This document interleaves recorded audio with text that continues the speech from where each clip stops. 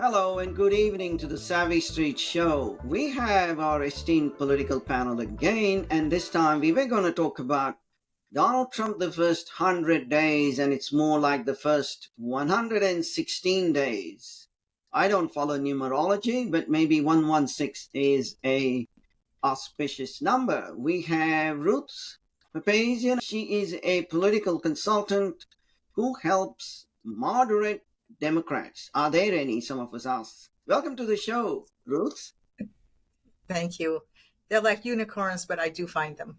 Oh, that is so lovely to hear. We also have Ed Maslish, who was a delegate for Ted Cruz in the 2016 presidential campaign, and he is a very keen political observer. Welcome back to the show, Ed. Thank you, Vinay. Good to see everybody. And lovely, and last but not the least, who has suddenly overnight dropped 40 kilograms is Roger Bissell. He's looking so lean.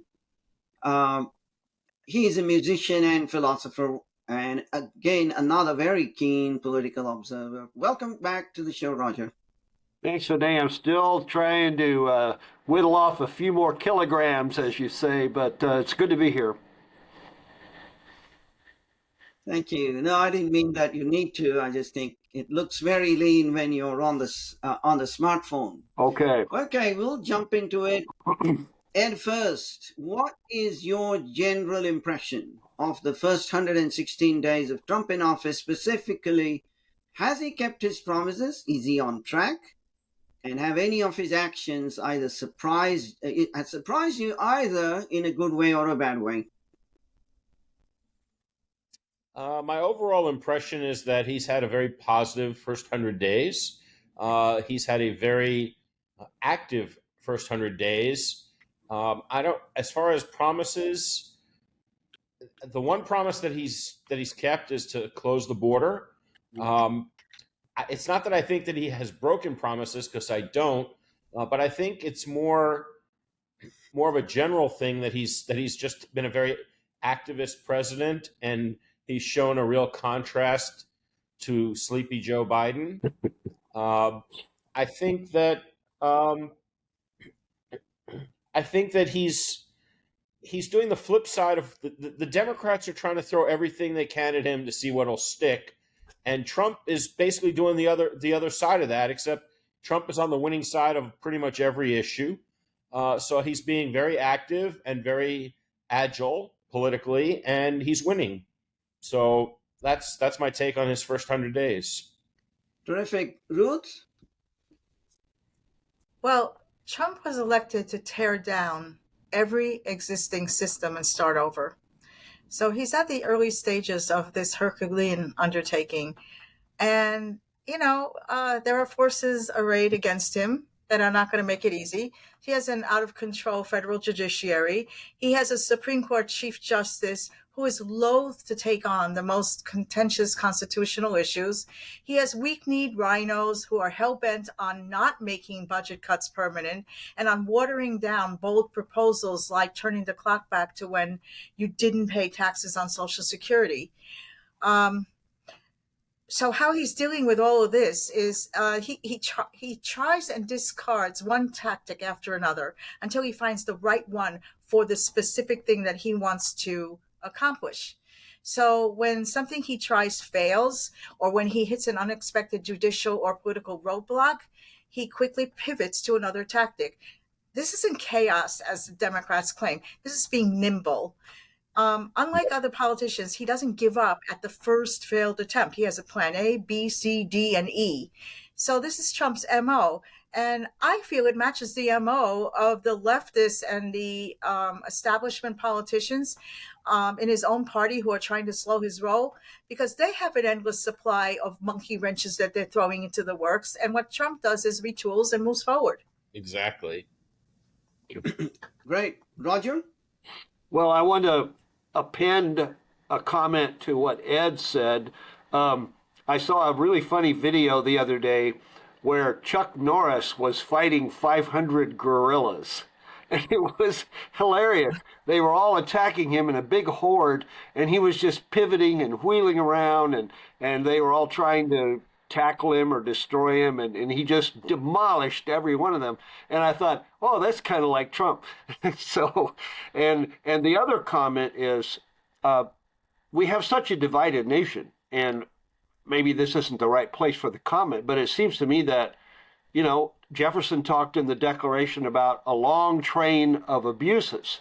And at a certain point, you say, okay, this isn't going to work anymore, and we've got to throw off the old leaders and the system. But before we do, we have to appeal to who's running things now.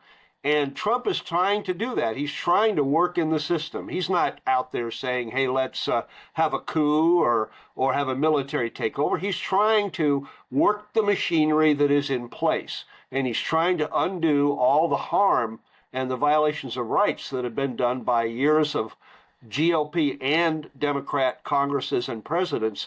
And I hope he wins, because if this country stays as divided as it has been, I don't know what's going to happen. So I wish the best for him, and I think he's off to a great start. I think, if I can add to what Roger said, I think that Trump's determination to stay within the system is why seems so unwilling to confront the judiciary. I mean, he confronts them in the media, he confronts them with verbal taunts, but he really wants to stay within the system. It's weird. It's like he thinks. It's almost like he doesn't remember the lawfare that's been done against him. It's almost like, if we have any hockey fans that are watching, it's almost like he thinks it's a Stanley Cup playoff series, and at the end of every battle, everybody's going to handshake and go through the handshake line. And he doesn't seem to get that the other side is never going to shake his hand, never going to admit that he won. And, I wonder why he's so afraid of being called an insurrectionist or whatever they're going to call him, because they're going to call him a dictator or an insurrectionist no matter what he does. So he might as well do what he has to do to win the political battle, I think. Yeah, but there's one thing wrong with that. If you remember, he got impeached several times over nothing last time around. So if he took on the judiciary, if he ignored rulings, things like that, he might be impeached again. And there are Republicans who would join that effort, obviously. That's a good point. It's not so much about ignoring court rulings, though. It's about using. He's really good at using the bully pulpit. He should be using the bully pulpit to explain how these judges are doing things that they have no power to do. It wouldn't be when you refuse to acknowledge an illegal act. That's not defiance. That's not that's not the real constitutional crisis is the judiciary, not Trump. Absolutely, that's a very good point. Now I saw a new executive order, the pharmaceutical prices, and I must perhaps have the wrong impression of how things work. So, for instance, what the American company gets by selling drugs in Australia, Australia was singled out, and in the UK, is not what the consumer pays. Like the consumer might pay $35 Australian, but there is a subsidy which the government then subsidy kicks in, and the company actually earns $110. So I hope we are comparing the right prices, but he's issued a warning to the pharmaceutical companies about lowering drug prices in the United States. What do you think of that, Ruth? Okay, so Trump describes this EO as giving the U.S. most favored nation status. And that means matching the lowest price that a citizen in any other developed country in the world can pay for a drug. So Trump estimates that the retail price of some of the prescription drugs could drop 50 to 80%. Now, this will not apply to every single pharmaceutical. I believe it's going to be just the most commonly prescribed ones, like diabetes drugs and perhaps the weight loss injectables, things like that. So the situation we have now is that Americans are subsidizing global pharmaceutical consumption because our tax dollars are often used for R&D to identify new targets, by which I mean proteins that a drug can bind to, interact with, to either alleviate symptoms or to actually treat the underlying disease. Our tax dollars are also used to go through the regulatory mechanism that certifies the safety and efficacy of a drug. So without our tax dollars, there would be a lot fewer pharmaceuticals available in the marketplace, a lot less innovation, etc. So I think it's unconscionable that on top of that, we're also paying much higher prices for drugs than any other nation. Just one example. So 1 month supply of Zepbound, which is 4 pens, is $1,300 in New York City and $88 in London. Oh, That's ridiculous. Sorry, is the $88 what the consumer pays or what the company Yes, owns? and the Yeah, $1,300 is what the consumer pays in New York.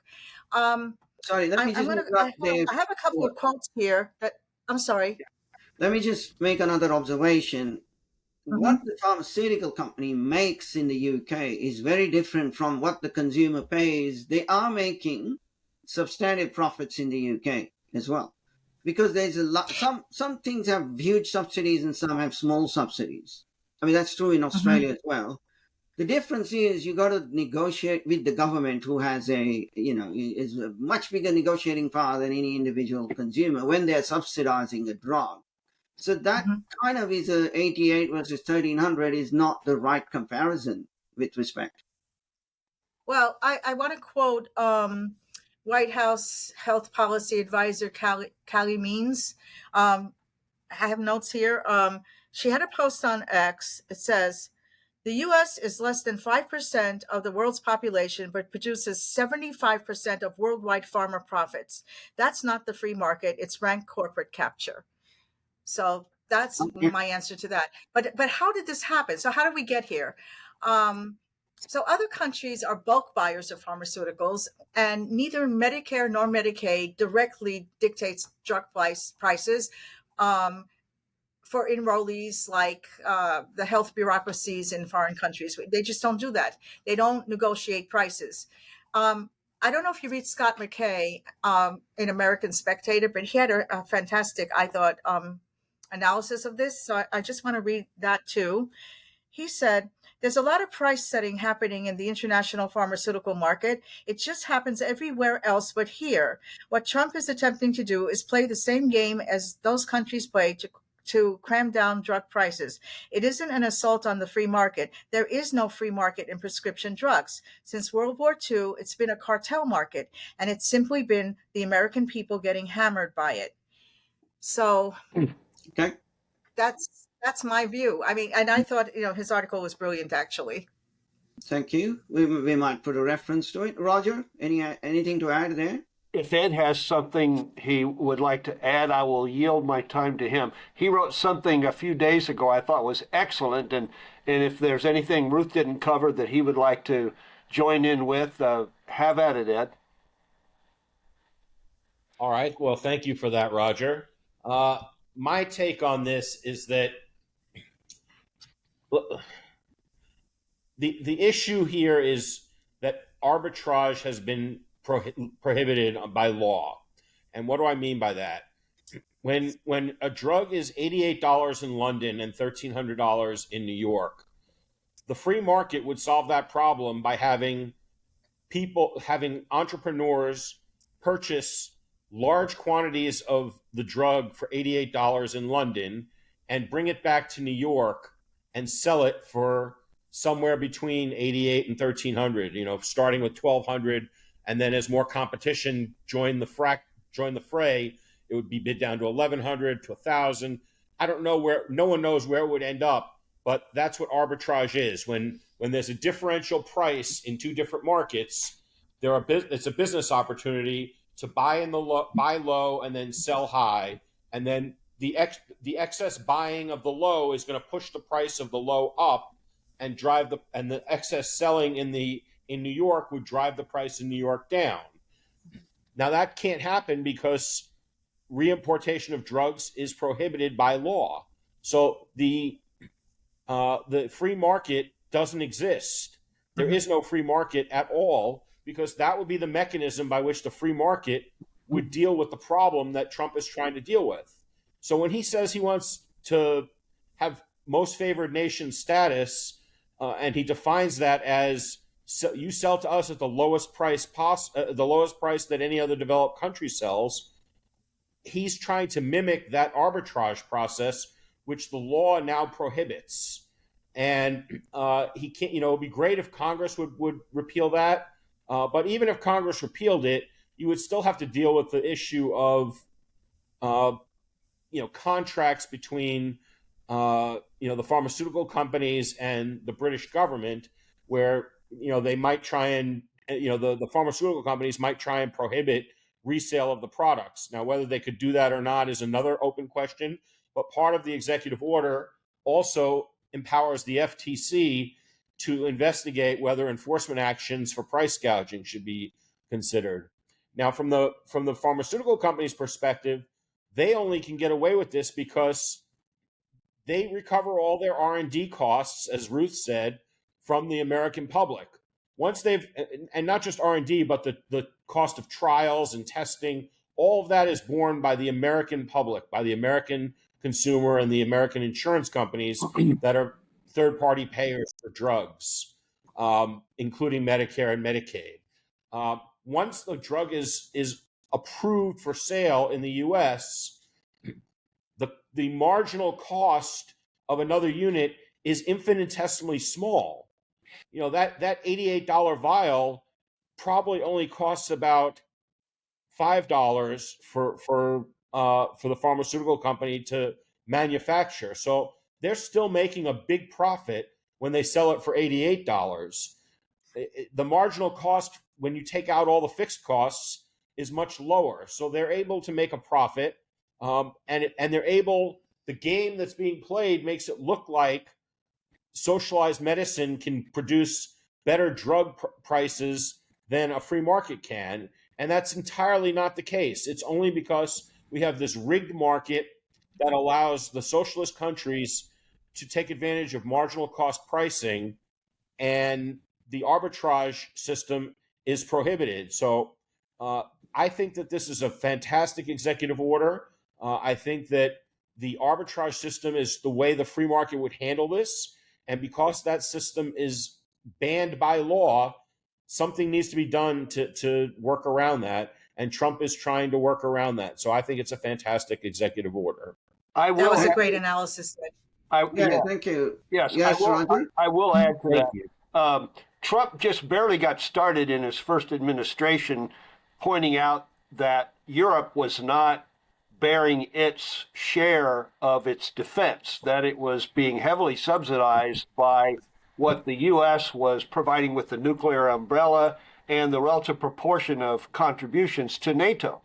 And I think that I don't know how many areas of government or industry that the subsidization on our backs, on the U.S.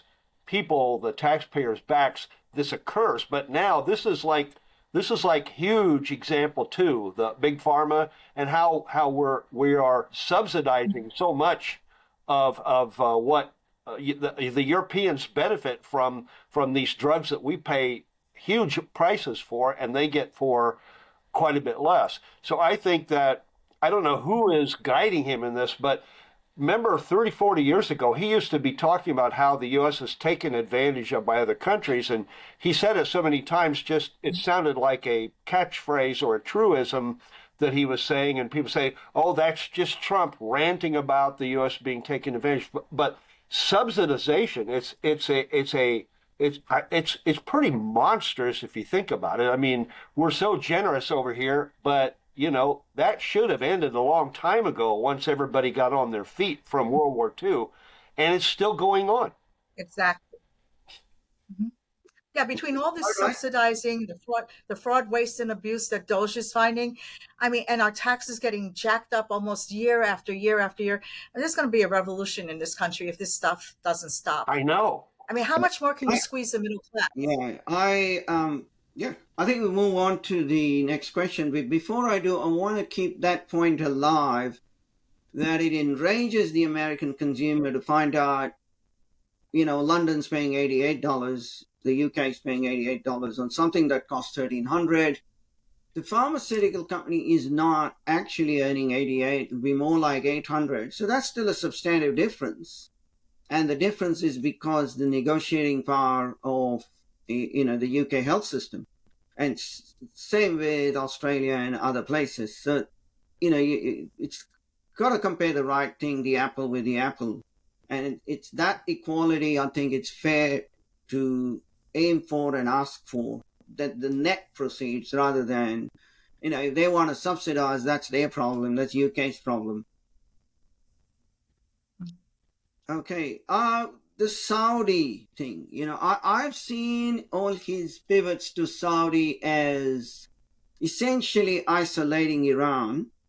But is there more to it when he's kind of saying, well, there could be 1 trillion, could be 800 billion investment from the Saudis into the US? Is there another game there which has to do with perhaps the recognition of the Abraham Accords or something else? I'll start with Roger on that one. Well, I think there's two twin prongs of his strategy, and it's peace and prosperity. And the world is going to be okay if people are oriented around stop the fighting and start making deals to make things that people want. And I heard people treating his hanging out with the folks there in the Middle East as if it were Rocket Man Chapter 2, how he's making nice with these monsters, Well, yeah, he's trying to establish peace and productivity or prosperity where people are actually cooperating with each other instead of helping terrorists or shooting missiles at their neighbors. And the deal with Syria taking the it wasn't tariffs, it was sanctions off of Syria.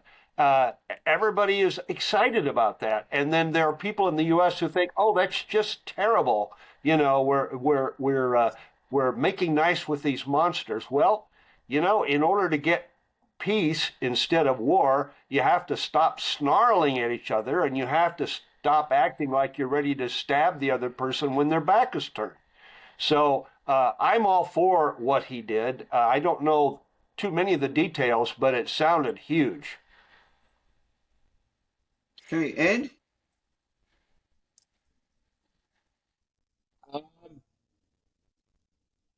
I think that Roger is correct. I think that Trump has made a calculation that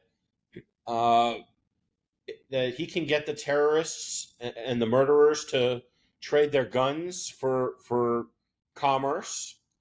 I am deeply skeptical of that. I'm willing to let Trump test it out, and my skepticism is sort of nuanced because I think part of the one of the undertones of this trip is that Trump is so powerful of a personality that he intimidates them all. And I suspect that we're going to have peace in the Middle East during Trump's term, but I'm deeply skeptical of whether somebody who follows him is going to be able to keep these countries in line. No. The Qataris, where he just was, and he was in Abu Dhabi, and the UAE, the United Arab Emirates. Those are countries that are very wealthy, and Qatar in particular is a big supporter of Hamas, a big supporter of terrorism, and yet they're extremely wealthy. If you watched any of the photo, the video footage of Trump being there, it looks like the roads are almost paved in gold when you look at it, and I don't think that lack of wealth is behind their turn to terror.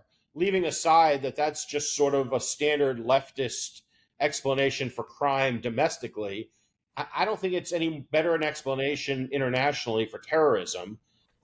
But I do think that Trump is such an intimidating presence that I think it will work during his administration.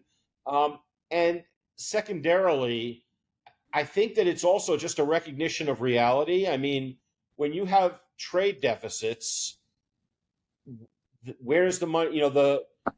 They send us oil or they send us products, and we send them dollars. Well, what are they supposed to do with those dollars? They can either buy treasuries or put it in the bank, or they can invest in the U.S. And Trump is also trumpeting how much investment they're going to make in the U.S. economy, and of course that's good. But what's going to happen in 5 years from now when not just China, but Qatar and Saudi Arabia and all these other countries suddenly have large swaths of assets, including real property and real assets in the United States? Are we going to feel comfortable with all these Muslim countries owning substantial amounts of land in the United States? I'm not comfortable with it. I don't think I'm going to be comfortable with it. If they, and I don't see anything from Trump, not that I'm asking him for it, but I don't see anything where he's trying to tame Islam or encourage any kind of an Islamic reformation that's going to fundamentally change who they are. I just don't think that giving terrorists and killers more money and more wealth transforms them into Thomas Jefferson, and so I'm skeptical of it. And that's a good point, and I don't know whether a reform of Islam is possible even. It's a difficult problem. Some, like Poland and Hungary, I think, just say, well, we don't want Islam here at all. They'd openly have a differential, and maybe they openly question whether Islam is a religion and can qualify as such at all. What's your view, Ruth, on that whole Middle Eastern pivot? Well, in our last podcast, we discussed whether Trump was trying to create a new world order. And I think his forward-looking trip to the Middle East has proved positive that he clearly intends to create a new world order that isolates and diminishes both Iran and China. And his speech in Riyadh really laid out his vision for the new way forward in a region that's just mired in ancient and sectarian rivalries and comments. What he said, and again, I'm just going to quote here, a new generation of leaders is transcending the ancient conflicts and tired divisions of the past and forging a future where the Middle East is defined by commerce, not chaos, where it exports technology, not terrorism, and where people of different nations, religions, and creeds are building cities together, not bombing each other out of existence. I think that he's really serious about creating that beach resort in Gaza, and he's going to rope in a lot of these countries to do it. And all these deals he made, hundreds of billions of dollars of Middle Eastern investments into U.S., lifting the restrictions on the sale of advanced semiconductor chips to the UAE and Saudi Arabia. That's a blow to China's ambitions. And the closer that we get to the Gulf states, and it was obvious from Trump's interactions with these leaders that he had years-long personal relationships with them. So, Ed, I don't think it's a matter of intimidation per se, although with Trump, that's always the undercurrent, because the one thing that scares people about him is when he says everything is on the table, he really means it. He's a wild card. Right, exactly. But the thing is, he has warm personal relationships with some of these leaders going back decades. So there's a personal diplomacy going on here as well. So I think that the closer that we get to the Gulf states, the bigger a wedge, the more diminished that China's influence on trade and on policy is going to be. So I think also he wants to encourage more Arab nations. In this trip, he basically set his sights on Saudi Arabia and Syria to join the UAE, Bahrain, Sudan, and Morocco in signing the Abraham Accords and normalizing relations with Israel. And that will isolate Iran and diminish its influence in the Middle East. and it redirects the conversation away from Palestinian grievances towards regional peace and prosperity. Okay. Now, but having said that, Trump made a point of acknowledging the suffering of the Palestinians in Gaza. This surprised me. I have to tell you, this surprised me because he's taken a hard line, and he, there was really no daylight between him and Israel on any of this. And all of a sudden, he's at least acknowledging it. Partly maybe because of where he was, and it was the polite thing to do. But when I heard him say that, I said to myself, gee, what are all those idiots rioting on campuses going to say now? Trump is acknowledging their point. So that one surprised me a lot. But I think that the more countries in the Middle East that adopt Trump's vision of what that region could become, the more leverage he has to offer Iran the same peace and prosperity in return for giving up its nuclear ambitions. Right. Probably, Why would we and trust probably any piece of getting, paper? sorry? I just wanted to add, Why would we trust any piece of paper the Iranians would sign? Yeah, I mean, with the Iranians, you have the mullahs in power. It's not a classic democracy. If you get that, if you get rid of the religious theocracy, it might normalize Iran. And that speech you spoke of, Ruth, it was very close to the speech he made in 2017. The first country he visited in his first term was again Saudi, and it was Riyadh. And the speech said something very similar sentiments about let's stop being terrorists, let's become business people trading with each Right. other. It's a long-standing, centuries-long problem. So, like Ed, I think Right. I'm all for trying out different ways to overcome it. Uh, I personally would be even more explicit on the discussion of Islam, but that can lead to other problems. So you got to, you can only open so many battlefronts at the same time, yeah, which But I wanted to I'm sorry add, to interrupt. I wanted to add to what Ruth said several minutes ago. She was talking about the wedge that Trump is trying to make between these nations and those nations in regard to economics. And I think there's also the currency issue. The BRICS nations are a rising power. And I think that this move toward involving as much of the Middle East in this new economic development idea and program as possible is going to put some pressure against the BRICS, the BRICS development. And I don't know if it will be enough to damp down what they're trying to accomplish, but they really are trying to replace the US dollar. And whether it should be replaced is another question. But I think that he's always looking for wedge issues, and this is a very important one. That's a great point.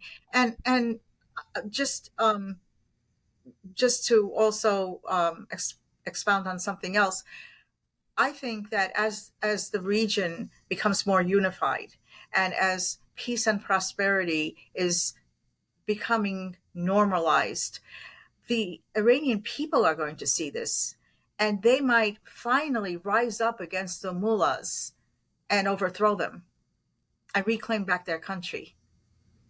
that would be great because they're certainly in a very, very bad shape. Anyway, Mm-hmm. moving on to add on this, the overcriminalization. I read maybe in the White House EO or on the Heritage Foundation description that there are 175,000 pages of regulations so that no individual citizen can hope to read it. I think one of them gives you an example of how silly can a federal crime be. If you're in a national park with your dog, if your animal makes a sound, so the dog barks, if that scares any wild animal in the park, how do we know it didn't scare off some insects or snakes or whatever? then you have committed a federal crime. It's that kind of ridiculous levels we've gone to. That means everybody is potentially a criminal and the government can go after them. And I certainly love the executive order to try and reduce regulations substantially. Do you have anything to add on that, Ed? Well, there was a book written many years ago called Three Felonies a Day. I forget who the author is, but Wasn't this that Harvey Silverglade? I think that's right. Mm-hmm. This executive order basically takes that book and that thesis and says you're right and that's wrong and we're going to fix that. And what the executive order does is it requires every federal agency to go through all of its regulations and specifically set forth where the criminal penalties are, what specific actions by private individuals and citizens will trigger a criminal penalty. And I think it's an attempt to validate the thesis of three felonies a day and to try and fix the problem that was identified in that book. And if insofar as it actually succeeds, that's fantastic because we shouldn't be law shouldn't be a trap for the unwary. We shouldn't have to sit in our homes and read every federal regulation just to make sure our dog doesn't bark in a park the way Vinay just described. Right. Thank you. Ruth, is there another solution there, which is to get rid of some regulators entirely? Oh, But we absolutely. yeah, yeah, and then For all the years, regulations go with it.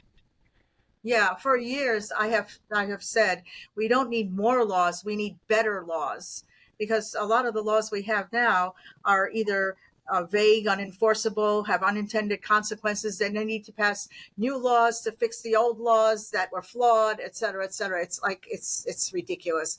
So so Harvey Silverglade was a civil rights attorney, and it wasn't just that we are breaking 3 laws a day. We don't even know we are doing that. Okay. Um, No men, Trump's EO was beautifully written. It's almost like when you have a press release and you have a backgrounder on something, he should put this out for all the American people to read so they understand the problem. So, there are too many laws, hundreds and thousands of obscure regulations that carry criminal penalties. And the thing that shocked me was that a lot of these regulatory crimes are what they call strict liability offenses. That means you could be convicted without even having the intent to commit the crime. that's right. There's no absence of mens rea. Yeah, Contrary, yeah, I mean, this runs contrary to our whole system of jurisprudence. So absolutely.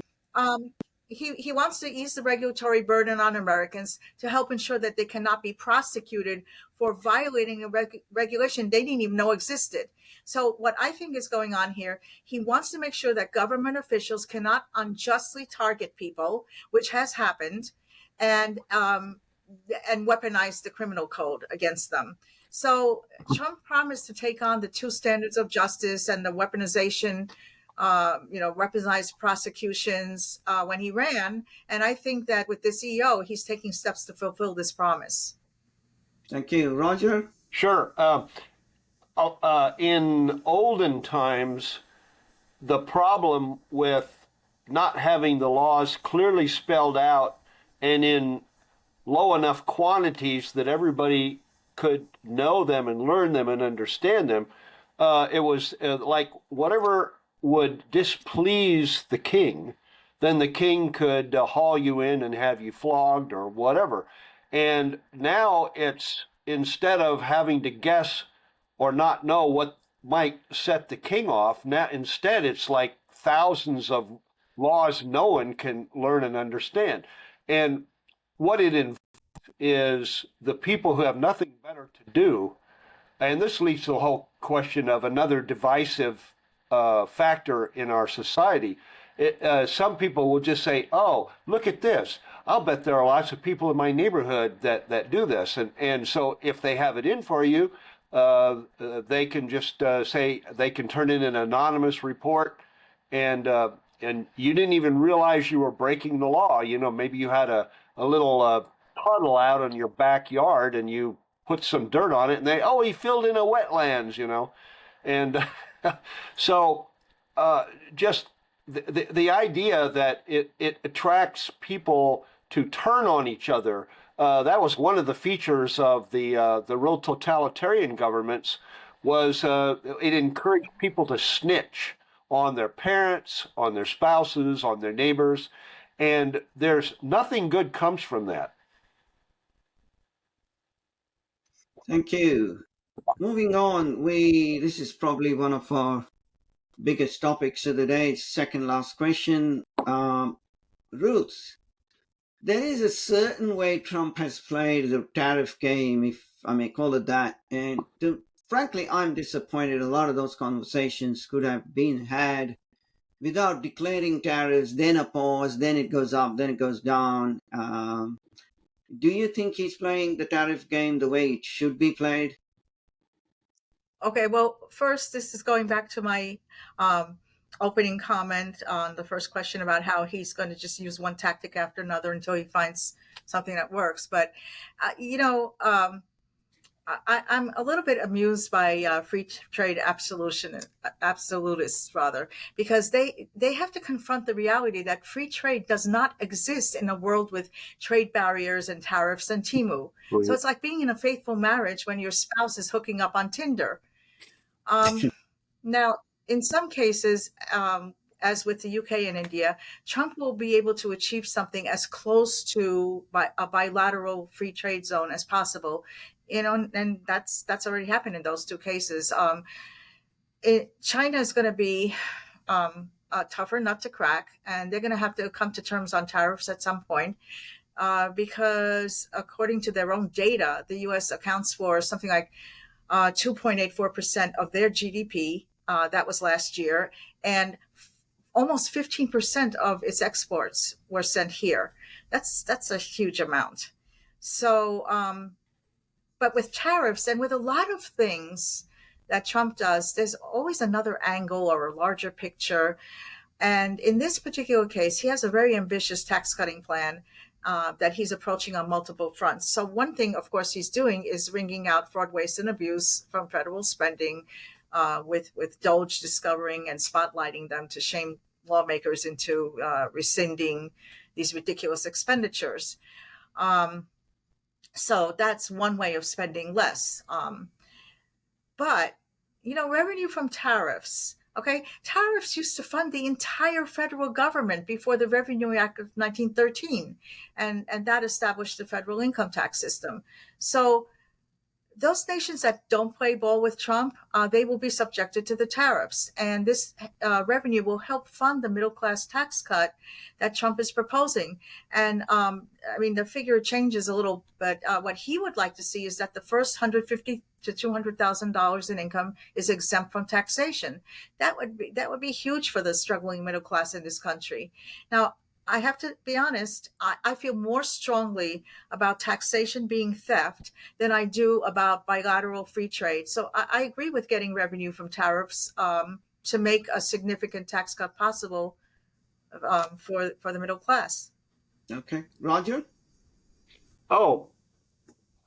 One of the tactics that Trump has used that alarms so many people, or that they pointed to as an example of how erratic and extreme he is, like the 240% tariff on China, or whatever the amount was.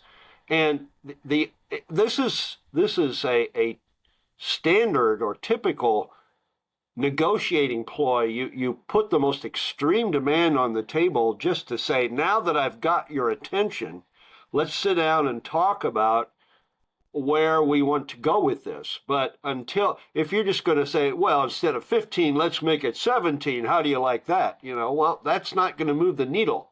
Another question is, well, why are you putting tariffs on countries like Vietnam?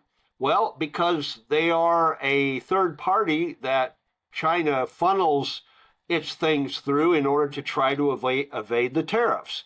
I don't think there are any neutral parties in the world, and if there are, they don't amount to much. But when you have a country that you do a lot of trade with, and you wonder, well, why are you putting this big tariff on them when they're not tariffing you? Well, the reason is that they are of a kind of under the table party that a country like China uses.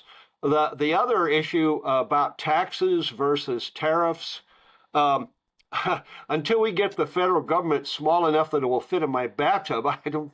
Or, well, that's an exaggeration. I don't think we're going to fund it with tariffs.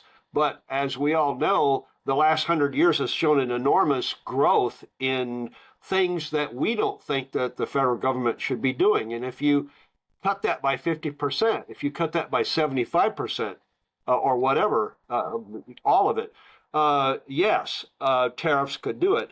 But people have said, oh, well, if you put tariffs on another country, then you're just shooting your own citizens in the foot.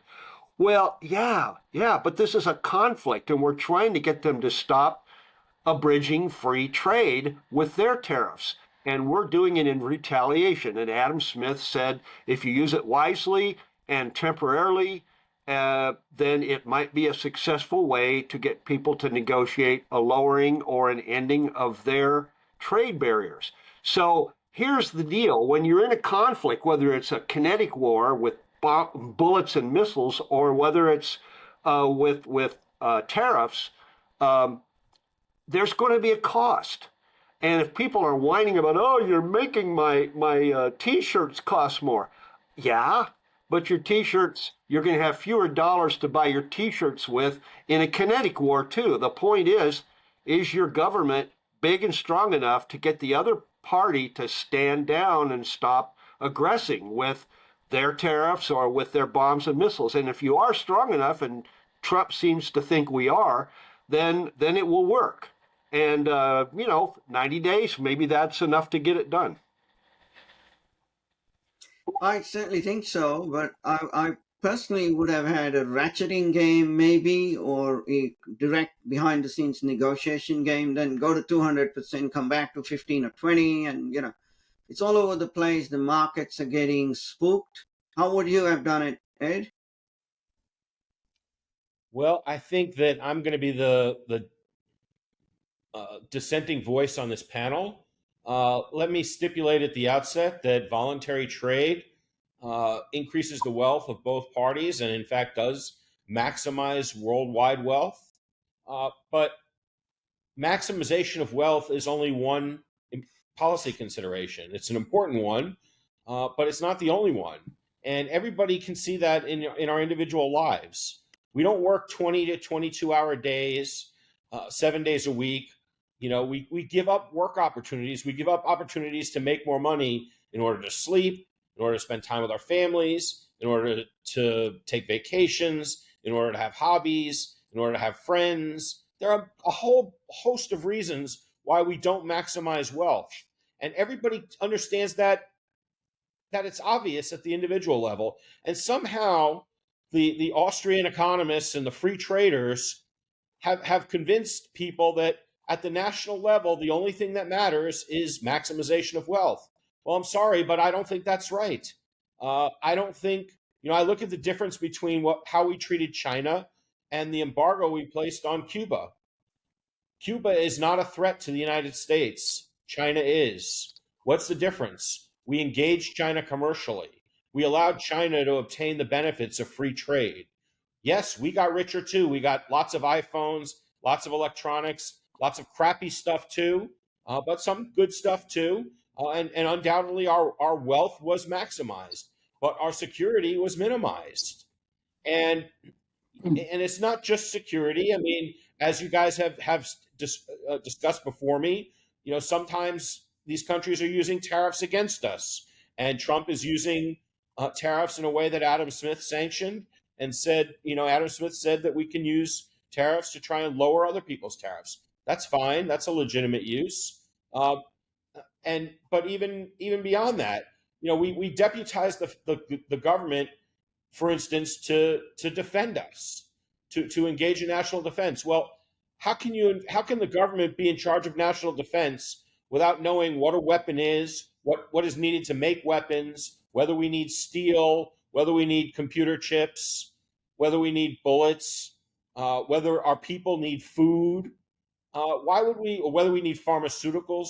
Why would it be? Why is it smart to let an enemy country or even a present day Right. ally who could become an enemy? I mean, Iran was an ally under the Shah, and then overnight it became one of our biggest enemies. Right. Why should we be relying on a country, on any other country, for food, for pharmaceuticals, for the steel and electronic and computer know-how that's required to produce weapons and to protect our population? Our government's job is to protect us, and if that's accomplished through protectionism, so be it.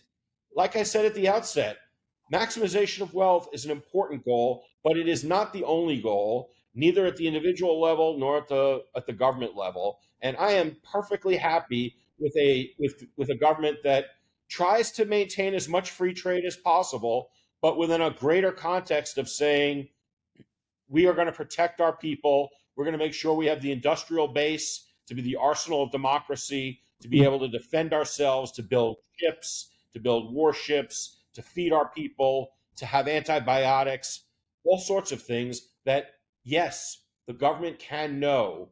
And if they don't know, to me, if you're going to make the argument that the government can't be picking any winner or any loser, to me, that's not for limited government. That's an argument for anarchy, and I just can't see anarchy as a successful political strategy. So there Thank you you. go. Thank you. Very comprehensive answer. I'm not an anarchist either. I think you have no dissent probably on this panel.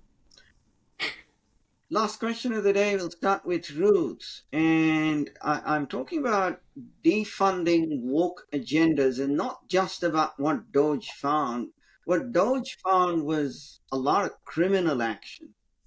Besides that, you have, this Columbia University protests for pro-Palestine, but in general, the education has been socially engineered to have a compulsory K to 12 system itself is to me is a violation of how education should be. If one university wants to take someone who's done, physics up to year 9, but he's brilliant, let him start. And it should be all sort of individuated, and all this wokeism that is going on through the humanities, through the universities, has to be somehow defunded completely, because it doesn't have a natural job market when the bureaucracies that give them jobs are also being cut down. So Right. how far can this administration go in defunding the wrong education and woke agendas? Well, again, Trump is moving on many fronts. He's trying to get men out of, biological men out of women's sports. He's trying to get DEI and critical theory out of colleges and universities. Um, but how far he can go remains to be seen. Uh, Again, Biden repeatedly ignored Supreme Court ruling on student loan forgiveness without getting impeached, and not a single one of the 680 district court judges reprimanded him or issued a nationwide injunction against that forgiveness of student loans. Trump can't make a move without some judge in a handpicked jurisdiction enjoining him from carrying out a policy. And in some cases, which I just, it's jaw dropping, demanding that actions that have already been taken have to be reversed. So, like the firings of redundant federal employees or deportations of criminal aliens, those have to be reversed. It's just stunning. So now the Supreme Court has two choices. They can reprimand the lower court judges for overstepping their constitutional authority, and order these rulings voided. Or they can take up a case, and I think they're doing this with the birthright citizenship case, to reassert not only Trump's, but every president's Article 2 powers and duties. But the thing is, we have Justice Roberts there, and he conveniently seems to be classifying many, many infringements of Trump's Article 2 powers as political disputes, so that he can sidestep the constitutional issues as much as he can. Now, Congress also has a role to play. under Article 3, Section 1, Congress has the power to establish this lower court, federal, lower court system, the district courts, the appellate courts. So they can pass a resolution censuring these judges. They can also, if Speaker Johnson has the stomach for it, decline to fund the judiciary. So will these things happen? I don't know. I don't see a lot of profiles and courage out there. Trump is laboring mightily against, judicial and political headwinds.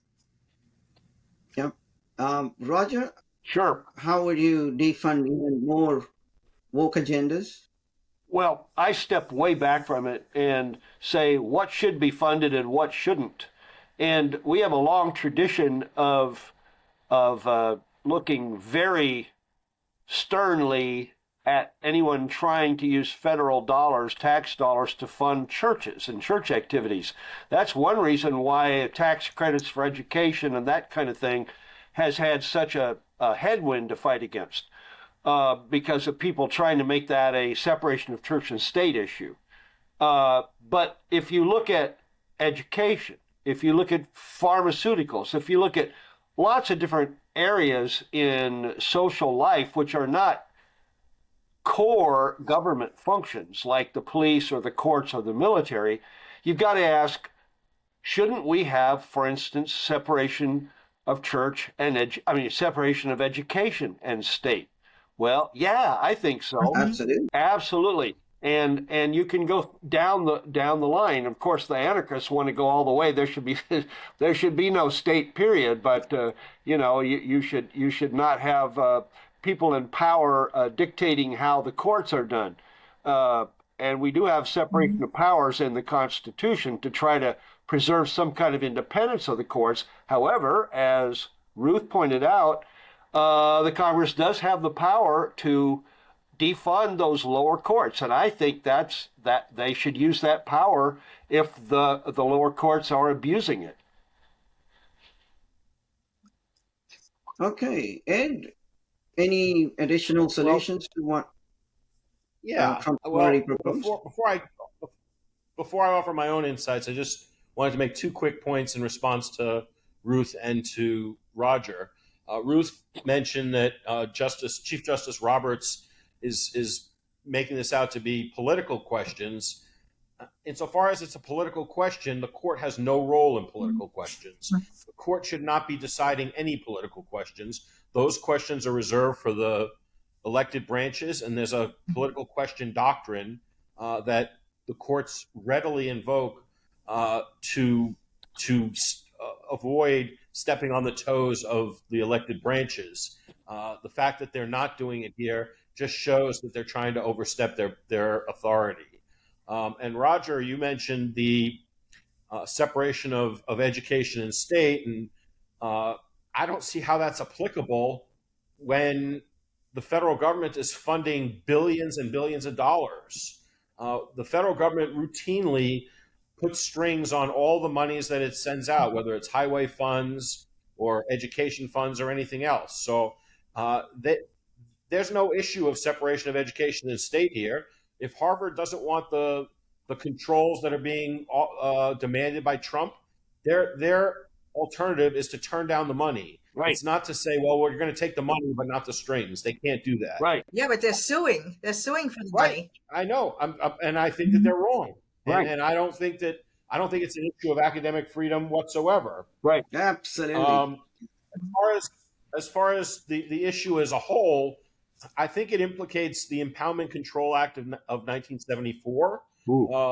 Up until 1974, presidents again routinely impounded funds that Congress appropriated, but that presidents thought were inappropriate or just bad ideas for spending.